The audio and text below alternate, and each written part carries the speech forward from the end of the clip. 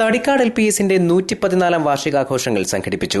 ആഘോഷ പരിപാടികൾക്ക് തുടക്കം കുറിച്ചുകൊണ്ടുള്ള പൊതുസമ്മേളനം ഇടമുളയ്ക്കൽ ഗ്രാമപഞ്ചായത്ത് പ്രസിഡന്റ് സുശീലാമണി ഉദ്ഘാടനം ചെയ്തു.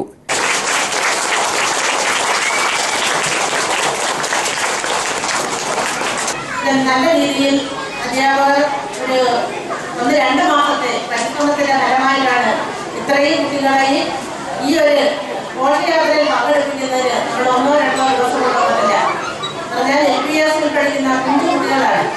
അവരെ നല്ല രീതിയിൽ ഈ ഒരു ഘോഷയാത്രയിൽ സംഘടിപ്പിച്ച് പല കലാരൂപങ്ങളും നടത്തി നാട്ടിലെ തന്നെ സന്തോഷകരമാക്കി തീർത്ത ഈ ഒരു ഘോഷയാത്രയിൽ അങ്ങേയറ്റം പരിശ്രമിച്ച ഈ പ്രിയമുള്ള അധ്യാപകരെ ഞാൻ അങ്ങേയറ്റം അഭിനന്ദിക്കുന്നു.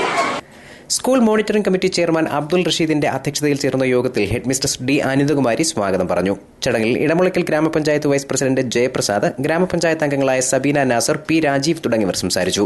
വാർഷികാഘോഷ പരിപാടികളുടെ ഭാഗമായി സ്കൂൾ അങ്കണത്തിൽ നിന്ന് ആരംഭിച്ച ഘോഷയാത്ര വായനശാല ജംഗ്ഷൻ, പുളിമുക്ക്, ചന്തമുക്ക് വഴി സ്കൂളിൽ സമാപിച്ചു.